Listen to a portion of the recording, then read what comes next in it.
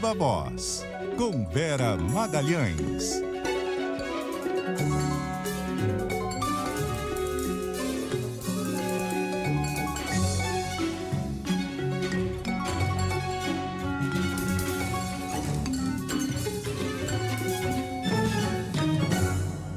Olá, muito boa noite. São 6h02. O Viva Voz está chegando com muita análise, muitos bastidores dos principais assuntos do Brasil e do mundo, da política e da economia. Boa noite, Carol.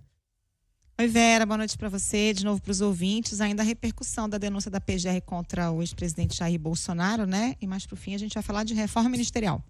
O ministro Alexandre de Moraes, ninguém vai poder dizer que ele não poderia ser um bom roteirista. Ele poderia, porque a cada dia ele solta novos capítulos na novela, como os serviços de streaming que vão soltando os capítulos das séries esporadicamente, ali em doses homeopáticas. E hoje a gente pôde ouvir os áudios e ver os vídeos da delação do Mauro Cid, o que causa um impacto diferente quando você ouve a pessoa, vê a pessoa depondo ali as circunstâncias em que ela falou, o tom de voz, a maneira como expressou aquilo que a gente tinha tido em papel na véspera. A gente vai começar colhendo a repercussão, sabendo o que Jair Bolsonaro falou a respeito disso tudo e também o presidente Lula, com a Ana Carolina Tomé. Boa noite, Ana. Boa noite, Vera. Boa noite também para os nossos ouvintes. O ex-presidente Jair Bolsonaro disse que está tranquilo em relação à denúncia apresentada contra ele por tentativa de golpe de Estado e ironizou o parecer da Procuradoria-Geral da República, afirmando que só poderia ter ocorrido um golpe da Disney, porque no dia 8 de janeiro ele estava nos Estados Unidos. Foi a primeira fala do ex-presidente sobre a acusação de ter sido o líder de uma organização criminosa que atentou contra a democracia no país. Bolsonaro disse que a acusação nada mais é do que uma narrativa, embora a PGR tenha juntado no processo documentos, áudios e provas encontradas até mesmo na sala de Bolsonaro no PL. Sem citar diretamente o nome do procurador-geral Paulo Gonet, afirmou que não é preciso escrever 800 páginas para denunciar uma pessoa. Ele ainda, Vera, ironizou a peça da acusação ao dizer que tentam imputar a ele um golpe de Estado desde 2019. Para você denunciar uma pessoa, você não precisa de 800 páginas. Quem escreve muito não tem o que mostrar. Ao contrário de alguns poucos aqui em Brasília, que no momento mandam muito, estão com a consciência tranquila. Nada mais tem contra nós do que narrativas. Todas foram por água abaixo. Investiram pesadamente agora nessa última golpe. Deve ter o prazer, 38 anos de cadeia. Estou tranquilo. Tudo se resume nesse novo processo. Desde 19 articulava ao desacreditar o sistema eleitoral a um golpe. É o golpe da Disney, né? Eu estava ocupado ontem com a Mickey e deu golpe de 8 de janeiro, tentei dar um golpe de 8 de janeiro aqui. Embora esteja inelegível, o ex-presidente se colocou como candidato do partido em 2026. Ele participou de um evento do PL sobre comunicação política. Apesar do clima de apoio ao ex-presidente, inclusive com jingles de campanha nos bastidores, aliados sabem que a denúncia complica ainda mais os planos do ex-presidente estar nas urnas em 2026. No discurso oficial, no entanto, o partido afirma estar ao lado de Bolsonaro. O presidente da sigla, Valdemar Costa Neto, que está proibido pelo STF de conversar com Bolsonaro, participou do evento antes do ex-presidente e garantiu a união da legenda em torno de Bolsonaro. Foi ele que nos uniu e é por ele que seguiremos e seguiremos juntos. Vera, além disso, mais cedo, em entrevista à Rádio Tupi do Rio de Janeiro, o presidente Lula afirmou que só pelo fato dos denunciados pela PGR por tentativa de golpe estarem pedindo anistia antes de serem julgados, eles merecem ser condenados. Lula afirmou que o ex-presidente Jair Bolsonaro assume a culpa ao pedir anistia. O que é engraçado é que essas pessoas estão se autocondenando quando eles estão pedindo anistia antes de serem julgados. Olha, a primeira coisa que eles têm que fazer é defender a inocência deles. Eles nem foram julgados, eles já estão pedindo anistia, ou seja, eles estão dizendo que são culpados. Só pelo fato deles pedir anistia antes de ser julgado, eles merecem ser condenados. Ora, se o cidadão está sendo acusado, ele não pode ficar pedindo perdão antes de ser julgado. Ele tem que primeiro provar que é inocente. Aliados de Bolsonaro têm se mobilizado no Congresso para garantir a anistia dos envolvidos nos atos golpistas de 8 de janeiro, antes mesmo da denúncia da PGR contra o ex-presidente e outras 33 pessoas. É com você, Vera. Muito obrigada, Ana, pelas informações. O Bolsonaro, com esse ar de deboche e a história de golpe da Disney, Carol, o Eduardo Bolsonaro foi logo pegar carona e postou uma foto do pai com aquele chapeuzinho clássico lá da Disney, que tem as orelhas do Mickey e um fundo meio desfocado, que mostra aquele castelo da Cinderela em Orlando. É fato que ele estava na Flórida, isso aí todo mundo sabe. Mas essa imagem foi gerada por inteligência artificial e ele não apagou a marca d'água da inteligência artificial que gerou a foto. Então, o X já veio abaixo e está caindo o mundo por causa dessa pequeno detalhe. É um caso de desinteligência natural, talvez, Vera. Exatamente, é o próprio. Mas, enfim, o Bolsonaro tenta usar isso e aí fica repetindo essa coisa de golpe da Disney, como se tudo estivesse circunscrito ao dia 8 de janeiro de 2023. Quando, na verdade, ele mesmo fala, me acusam desde 2019, porque no relatório da Polícia Federal, as primeiras evidências de que ele estava disposto a desacreditar o processo eleitoral são de 2019. Aí o Gonê é que usou isso como apenas antecedentes, mas circunscreveu o início da tentativa efetiva de golpe no ano de 2021, pouco antes do primeiro 7 de setembro, em que ele disse que não cumpriria mais decisões judiciais. E como a gente vem dizendo desde ontem, amparou tudo em documentos, tudo em depoimentos, em agendas apreendidas, em minutas, enfim, tem muito material mostrando ações, ordens e consequências dessas ações e ordens, pessoas que foram mobilizadas, planos que foram estudados, aprovados, avalizados. Então, o ex-presidente tenta fingir que não está preocupado, mas ele sabe que a coisa é séria e que principalmente o placar para ele é muito desfavorável, Carol. E o fato dele estar fora do país não quer dizer nada, né, Vera? Porque ele tinha plena ciência do que estava acontecendo aqui, que o clima no país estava conflagrado. Ele, enquanto ainda estava na presidência, não fez nada para desmontar os acampamentos em frente de quartel, não fez nada para tirar os caminhoneiros que ocuparam as ruas depois da eleição. Então, o fato dele estar fora, se tivesse consolidado o golpe de Estado, ele voltaria, talvez com aquele discurso que já estava pronto, inclusive, né, para o pós-golpe. E até a ideia dele não passar a faixa e dele ir para lá já era para manter aquela base mais radicalizada ali, inflamada, com a ideia de que ele não aceitava o resultado. Isso tudo é muito evidente. E quando ele estava lá, ele recebeu mensagens dos militares falando como estava o clima, se era para manter a mobilização, etc. E o Gonê cita isso na denúncia. Eu falei no começo do Viva Voz sobre os vídeos, os áudios da delação do Mauro Cid. O Guilherme Muniz está aqui com a gente no estúdio e vai trazer alguns desses principais trechos que a gente já vem passando ao longo do dia aqui na CBN, mas para a gente reavivar. Boa noite, Muniz. Boa noite, Vera. Boa noite a Carol, os ouvintes. Pois é, trechos que mostram algumas outras informações sobre o que foi denunciado ali delatado, né, nessa colaboração. E também um pouco de contexto de como foram esses encontros, essas audiências. Vou trazer 3 trechos que separamos aqui. Em um deles, Alexandre de Moraes cobra Mauro Cid a apresentar fatos durante essa audiência que foi realizada para analisar a validade do acordo de delação. O ministro do STF afirmou que aquela seria a última chance do colaborador dizer a verdade. Essa audiência foi convocada como mais uma tentativa de permitir ao colaborador que preste as informações verdadeiras. Já há o pedido da Polícia Federal, já há o parecer favorável da Procuradoria-Geral da República pela imediata decretação da prisão, do retorno à prisão do colaborador.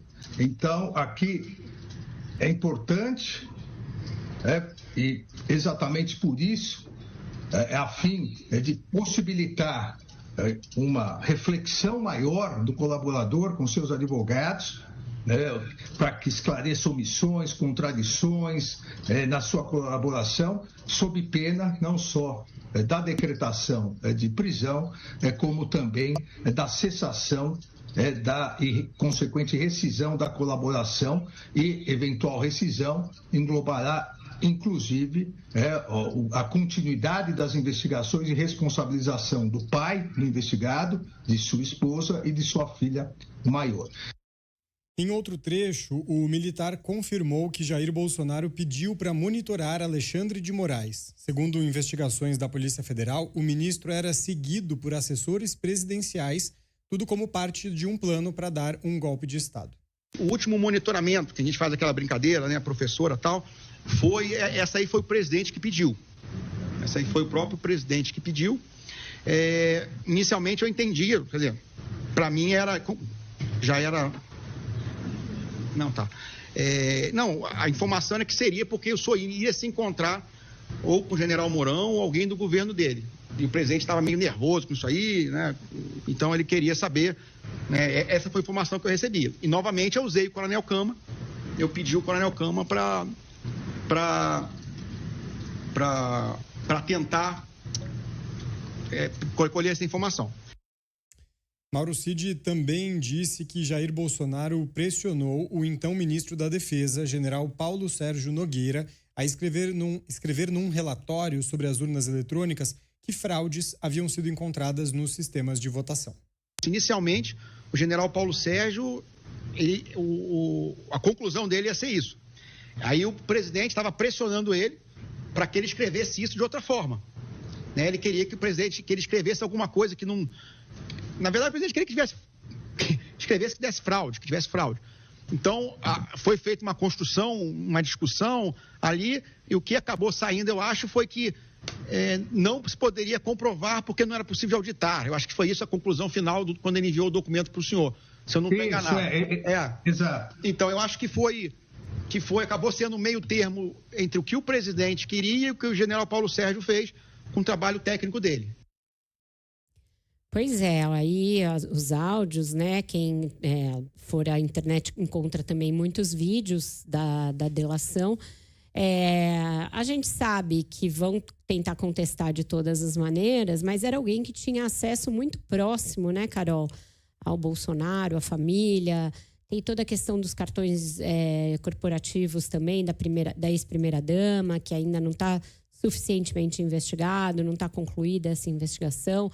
Tem toda a investigação daquela fraude no cartão de vacina, que ele depois falou que foi a pedido mesmo do Bolsonaro. E a questão das joias sauditas, que essa delação também embasa aquele inquérito, com agora a revelação de que ele fez repasses fracionados de dinheiro relativos à venda de um dos itens daqueles kits, e que depois teve toda aquela correria para recomprar, inclusive com a entrada em cena do advogado do Bolsonaro e tudo aquilo que a gente lembra bem. Lembrando que essas denúncias ainda não foram apresentadas e que todo mundo minimizava antes, mas agora com o teor da delação, mesmo essas passaram a ter mais atenção ali por parte dos bolsonaristas e que passaram a achar que elas podem também levar a outras condenações por penas menores contra o ex-presidente. Essa delação do Cid é muito contundente, né, Vera? Ainda mais assim de viva voz, mas eu até estava ressaltando com o Muniz no começo do ponto final, que é importante a gente salientar que a peça escrita pelo Procurador-Geral da República, ela não se baseia exclusivamente nessa delação, muito pelo contrário, né? Porque a gente até vai falar daqui a pouquinho da estratégia da defesa do Bolsonaro, de tentar anular essa delação do Cid, mas há muitas outras provas, né, da investigação da Polícia Federal. Por exemplo, o plano para assassinar o Lula, o Alckmin e o Alexandre de Moraes não veio da delação do Cid, veio da investigação da Polícia Federal e depois o Cid corroborou na delação num novo depoimento. Então, há muitas outras evidências, trocas de mensagem, anotações em agendas que o procurador vai elencando nessa acusação e que independem única e exclusivamente da delação do Cid, né? Exato, tem muitos papéis, muitos documentos apreendidos em busca e apreensão na casa dos principais envolvidos e, inclusive, todas essas provas recolhidas e o fato deles terem conseguido quebrar ali alguns dispositivos que o Cid tentou apagar, inclusive mostram que a primeira disposição dele quando foi preso, ou mesmo depois que já tinha selado a colaboração, era poupar algumas pessoas, era manter alguns outros fatos não revelados, era pegar mais leve, revelar apenas uma parte do esquema. Daí porque essa advertência feita pelo ministro Alexandre de Moraes, que a gente já tinha noticiado ontem, que hoje a gente pôde ouvir, tenha de ter sido feita, porque em ocasiões anteriores ele omitiu muitas informações. Então é diferente, por exemplo, da maioria das delações que a gente acompanhou e que ficaram famosas ali durante a Lava Jato, em que a partir das delações você ia tentar obter todas as provas de corroboração, que é o que a lei da delação exige. Exige que sejam acompanhadas de provas que a sustentem. Esse caso não, algumas provas realmente vieram bem antes da delação e isso pode dar a ela um outro valor. A gente está com a Samantha Klein na linha porque você falou bem, tem uma ameaça da defesa do Jair Bolsonaro de tentar anular a delação do tenente-coronel Mauro Cid. Com você, Samantha, conta pra gente como é que está essa movimentação.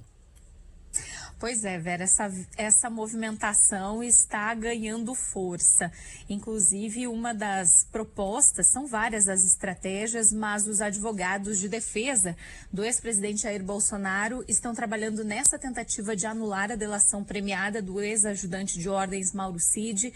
O entendimento é que há fragilidades nas declarações do delator, incluindo as idas e vindas dos relatos do tenente-coronel. Cid, inclusive, quase perdeu os benefícios da colaboração em 2 momentos. Em um deles foi no final do ano passado, ao não ter falado sobre o plano Punhal Verde Amarelo, quando militares estavam planejando matar Lula, Alckmin e o ministro Alexandre de Moraes como uma das etapas desta tentativa de golpe. O advogado Celso Vilardi, numa entrevista hoje à tarde à Globo News, disse que vai pedir a anulação total da delação de Cid. Segundo ele, não há provas do que o tenente-coronel, que era braço direito de Bolsonaro, afirmou ao longo da investigação da Polícia Federal. O surpreendente é que eu tenha que pedir a anulação.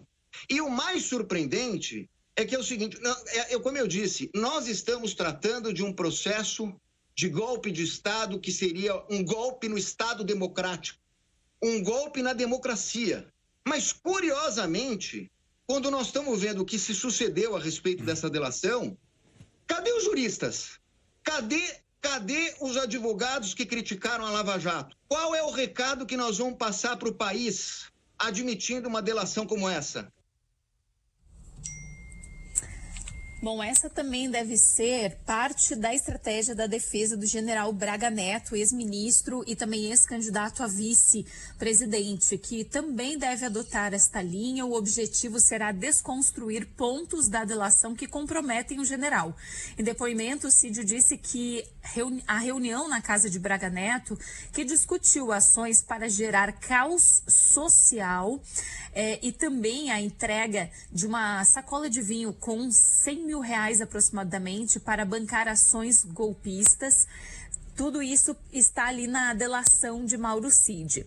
A defesa do tenente-coronel Rodrigo Azevedo, um dos kids pretos, grupo de elite do Exército, inclusive já pediu ao Supremo que a delação premiada de Mauro Cid seja anulada. Azevedo, lembrando, está preso pela suspeita de participar do suposto plano de golpe de Estado e assassinato de autoridades. Conversei hoje à tarde com o advogado Jeffrey Chiquini, que afirmou que vai complementar esse pedido, vai reforçar essa argumentação. E ele disse que nessa defesa estará o fato ainda de Moraes ter dado um ultimato a Mauro Cid, afirmando em audiência que seria a última chance do delator falar a verdade. Para o advogado, essa manifestação pode configurar infração à lei que trata da delação premiada, em que o juiz não pode participar das negociações do acordo. O advogado, inclusive, fala em tortura pela confissão e tortura psicológica contra Mauro Cid. Já a defesa do ex-ministro Anderson Torres, que era secretário da Segurança Pública do Distrito Federal durante os atos do 8 de janeiro, também deverá desqualificar as provas da investigação. Lembrando que, segundo a denúncia da PGR, Torres participou de reuniões com teor golpista, além de ter conhecimento da minuta do golpe. Também, Vera e Carol, entre outras estratégias, está aquela de tentar retirar o julgamento da primeira turma do STF para o plenário. O que se entende é que no plenário haveria, portanto, uma expectativa de mais votos favoráveis a Bolsonaro e aos demais condenados. E outra questão é que a permanência do caso no colegiado menor também pode levar a uma solução mais rápida, inclusive com relação à prisão. E hoje o ministro Gilmar Mendes defendeu que a acusação da PGR fique na primeira turma da corte.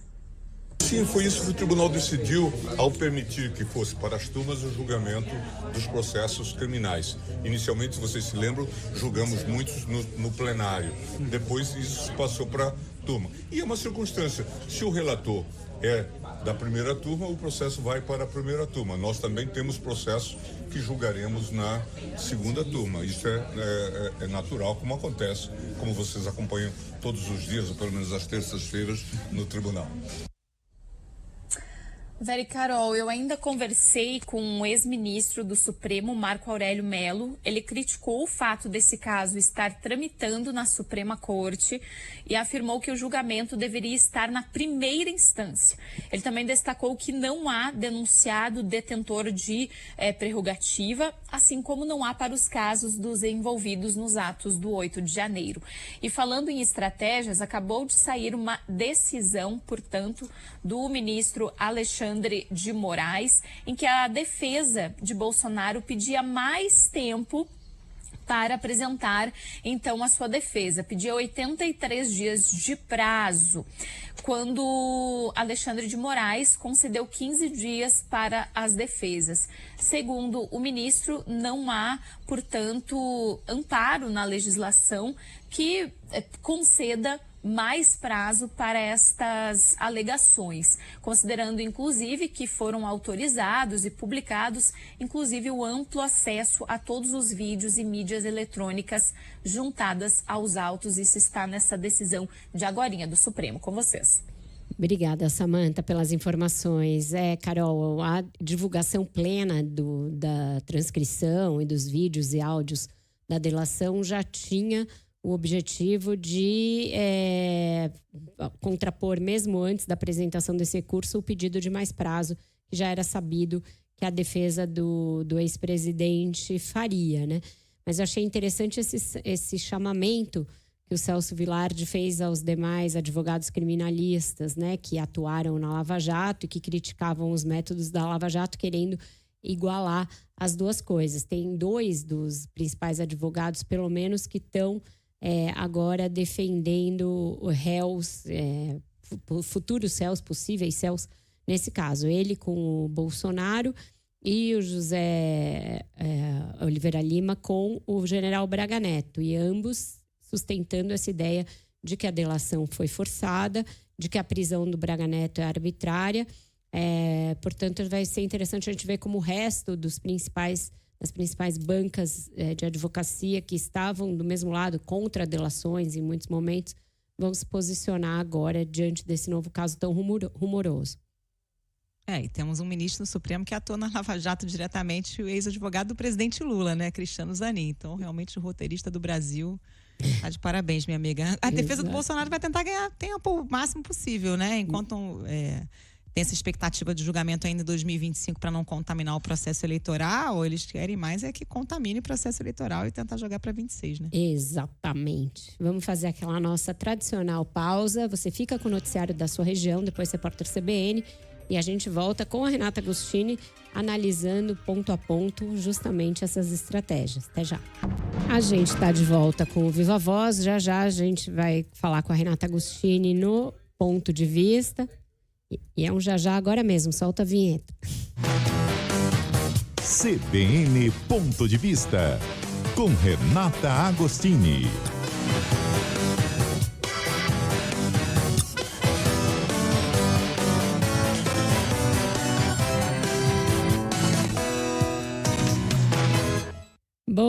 noite, Renata Agostini.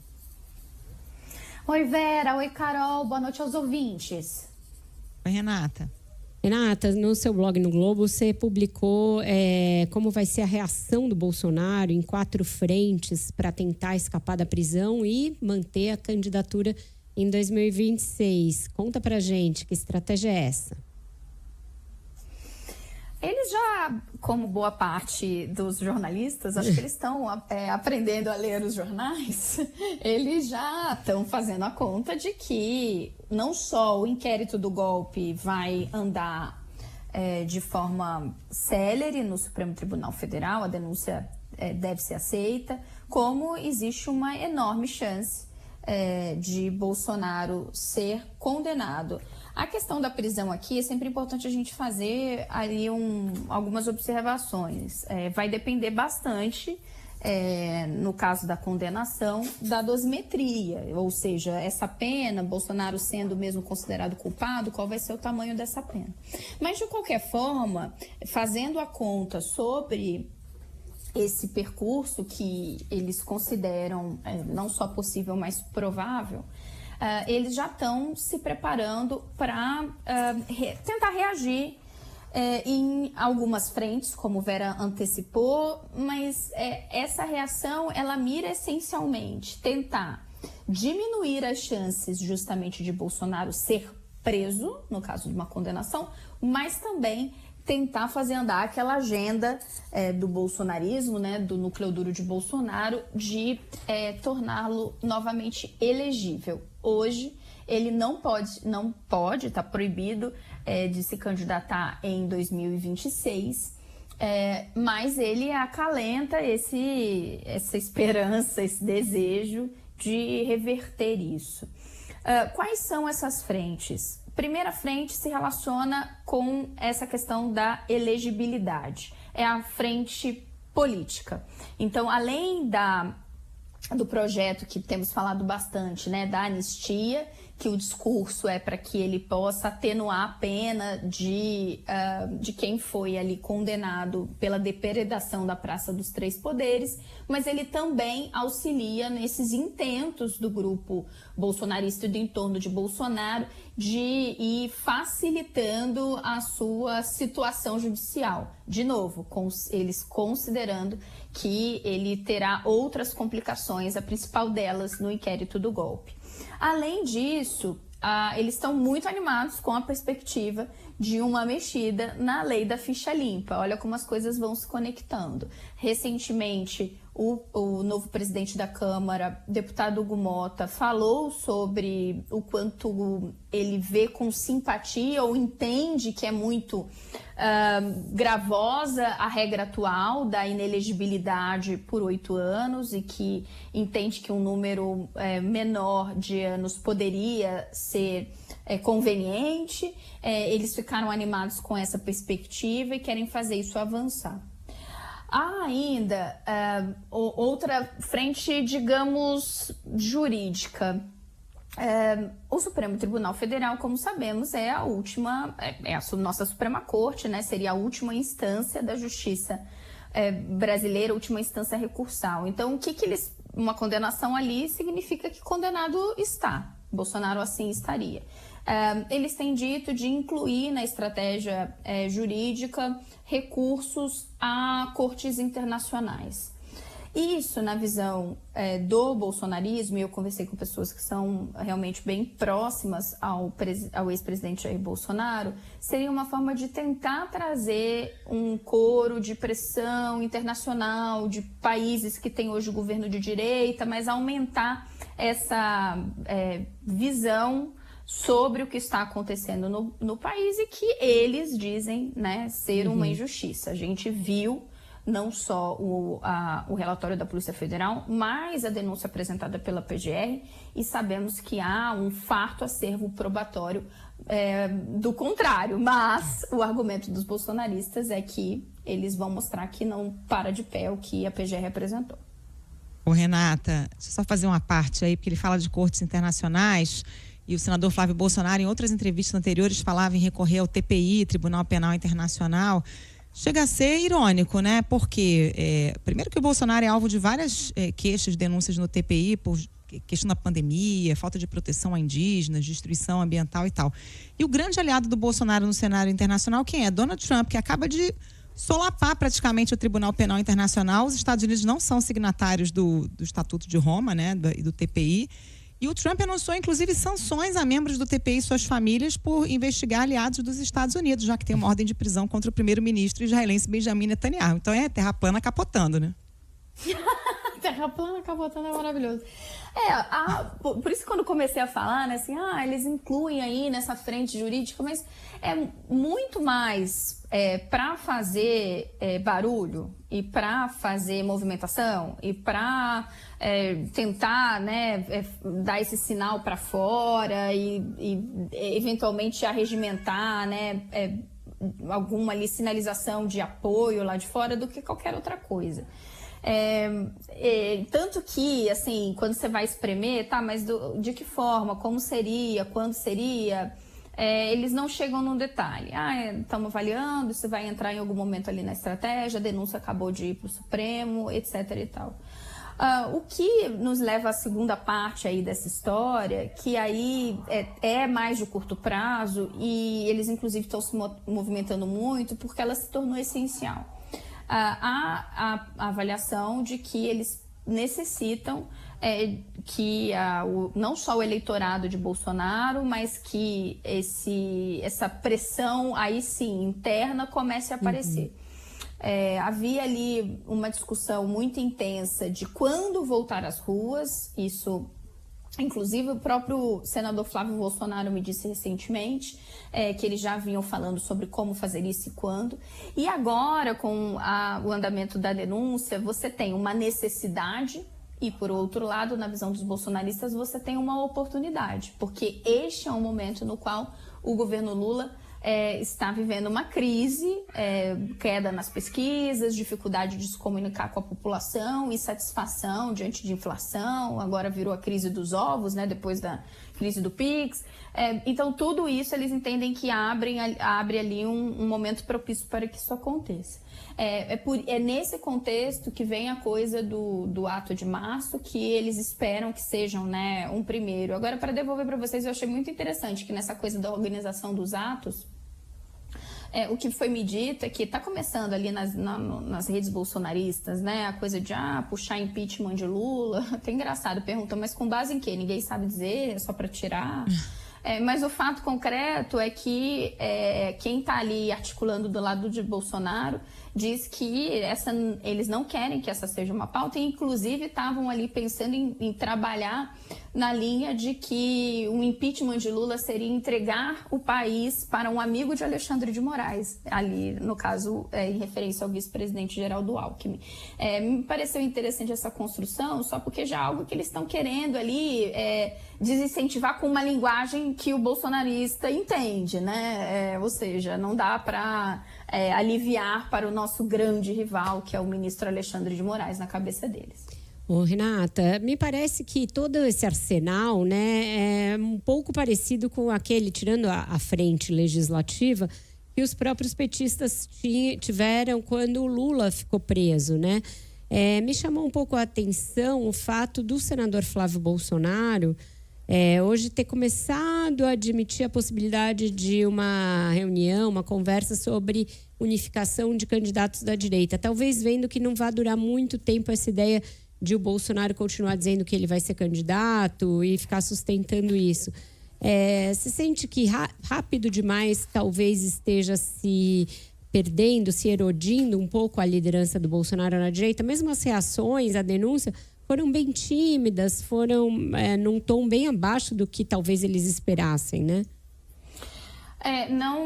Apesar dessa declaração do senador Flávio Bolsonaro, não me parece que eles vão desistir, aí eles, Flávio, próprio Bolsonaro, esse entorno dele, Eduardo e por aí vai, o clã Bolsonaro vai desistir da estratégia de tentar levar o nome de Bolsonaro até o fim, mimetizando aquela estratégia do Lula lá atrás com o próprio Haddad. Essa é outra semelhança que parece evidente. E isso por algumas razões. Primeiro porque eles apostam que ninguém vai saber exatamente até o final o quanto de prejuízo Bolsonaro vai causar se decidir fazer uma oposição deliberada a algum nome. Então, assim, qual é o real poder de estrago de Jair Bolsonaro numa candidatura de direita? Um exemplo, né? Se ele resolve falar, esse cara é um traidor, né? Me abandonou aqui.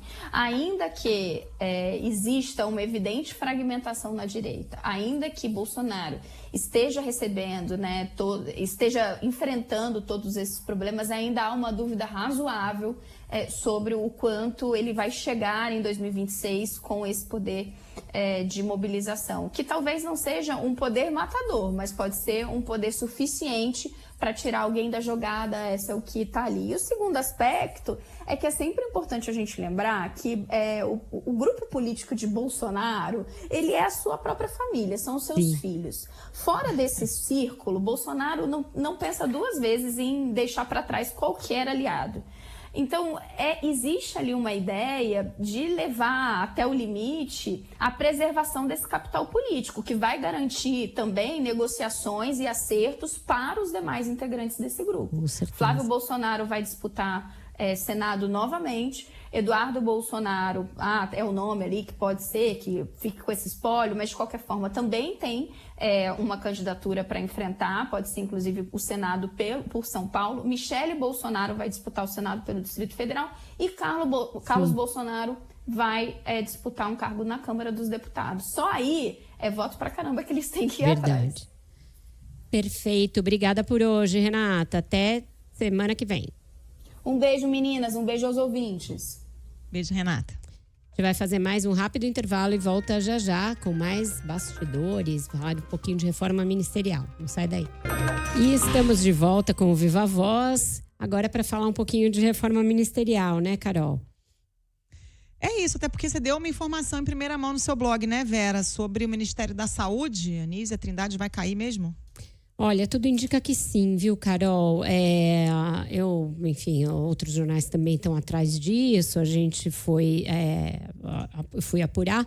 E o que eu conversei com pessoas do governo é que o presidente Lula já está bem inclinado a demitir a ministra da Saúde. Só uma mudança de última hora faria ele desistir dessa ideia. E foi uma ideia que ele custou a aceitar. Ele tentou manter a ministra ao máximo, outros momentos em que ela esteve com a cabeça a prêmio, inclusive a pedido do Arthur Lira, que fez uma intensa campanha pela sua demissão.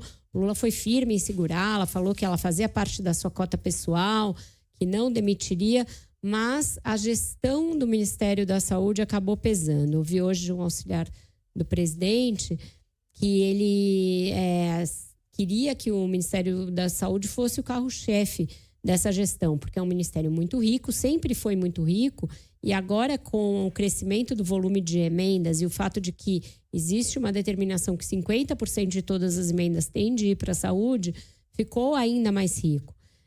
Então, e também, além de tudo, era um ministério fácil em mostrar melhor e realizações pelo desastre que foi a gestão da saúde no governo Bolsonaro. E ainda assim as coisas demoraram a deslanchar, a ministra mostrou dificuldade com a estrutura gigante que tem o ministério, tudo que ele tem que fazer, e principalmente o que deve ser definidor do destino dela é o programa ali Mais Acesso a Especialistas, que eles chamam internamente de Mais Especialidades, talvez seja inclusive rebatizado porque é um nome mais midiático. E o Lula pediu muitas vezes a ela, porque ele quer lançar esse projeto com um barulho, quer fazer barulho nos estados com esse projeto, que é um projeto que ele acha que pode ser o carro-chefe do governo Lula 3, e ainda assim o projeto engatinha, ele demora a sair do papel, ele fica preso em questões burocráticas, a ministra sempre faz senões, que isso é importante, mas outras coisas também são importantes, quando ele sabe, mas ele está apostando nesse cavalo e é com esse que ele quer fazer barulho. E para não deixar nenhuma sombra de dúvida, ele pediu inclusive que o Sidônio Palmeira conversasse com a ministra antes de ser nomeado ministro. Ele ainda como marqueteiro foi lá no Ministério da Saúde, falou para ela do potencial que esse programa tinha, etc. E ainda assim, na reunião ministerial já de janeiro, ela continuava cheia de Cs e talvez e senões em relação a isso. E aí foi que o Lula realmente perdeu a paciência. Para o lugar dela tem 2 cogitações, 2 petistas e 2 ex-ministros da Saúde. Um deles, o atual responsável pela articulação política, que é o ministro Alexandre Padilha, que mudaria de pasta. E o outro é o Arthur Quioro, que tem hoje um cargo dentro do Ministério da Saúde, poderia voltar a ser ministro, e que é o nome defendido pelo ministro da Casa Civil, Rui Costa. Por quê? Porque o Padilha é muito próximo do Haddad. E aí o Rui não quer que justamente esse ministério com grande potencial de ser uma vitrine, com muito dinheiro, fique com um aliado de alguém que disputa com ele protagonismo dentro do governo, né? O Padilha resolveria um outro problema para o Lula, né? Porque é muito criticado na articulação política. Talvez abrisse caminho para colocar uma outra pessoa nessa função. Mas vamos ver o que o presidente vai arbitrar. A Anísia tem um perfil técnico, né, Vera? Ela não tem esse perfil mediático que acho que o Lula queria para o ministério, apesar de ser alguém da cota pessoal do Lula, né? Ele muitas vezes, quando ela estava pressionada, né? Não é novidade, desde que a Anísia assumiu, como você disse, ela tem gente de olho nesse cargo. E o Lula sempre disse que não mexeria na Anísia porque era alguém da cota pessoal dele e um nome técnico. Mas aí ela não tem esse perfil midiático, né? Mas aí que é gozado, porque sendo alguém com um perfil técnico, ela também se mostrou muito fraca na gestão. Ela se mostrou muito um perfil técnico, talvez acadêmico, ou voltado para uma gestão de um órgão muito menor, que era a Fiocruz, e muito voltado a uma coisa específica, que era pesquisa, que era a área de vacina. O Ministério da Saúde é uma cidade. Ele tem gestão de hospital, país, né? Ele tem gestão do SUS, ele tem a entrega nas pontas para prefeituras e estados. Hoje eu ouvi de um auxiliar do presidente, a Anísia nunca pega um avião, quer dizer, ela não vai lá na ponta, ela irriga dinheiro para os estados, para os municípios e nunca se faz presente para falar, olha, o presidente Lula está aqui entregando esse equipamento, que é uma coisa que é necessária. Então, essa parte dela não fazer política, mas mesmo na gestão, a história de vacina vencida deixou o Lula muito irritado, porque é uma coisa que mostra incompetência numa área em que o Bolsonaro foi terrível.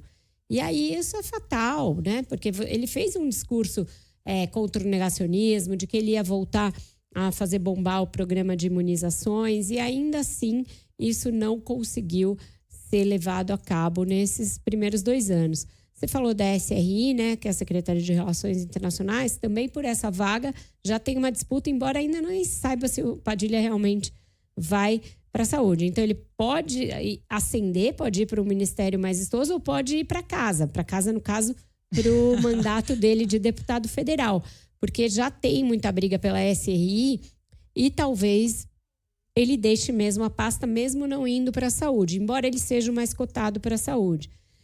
E aí tem 2 disputas na SRI. O PT, que sempre quer ocupar os cargos, sempre quer manter a hegemonia no Palácio, e, de outro lado, o Centrão. O Centrão com os nomes do deputado Isnaldo Bulhões, do MDB de Alagoas, e do também deputado, mas hoje ministro de Portos e Aeroportos, Silvio Costa Filho, que é do Republicanos de Pernambuco.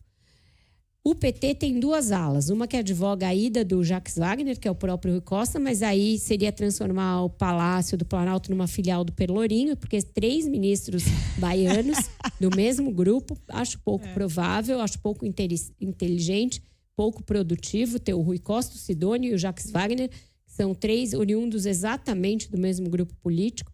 Ou a possibilidade de, ficando com o PT, contemplar de novo a presidente Gleice Hoffmann, colocando o aliado dela, o José Guimarães. O que isso ajudaria?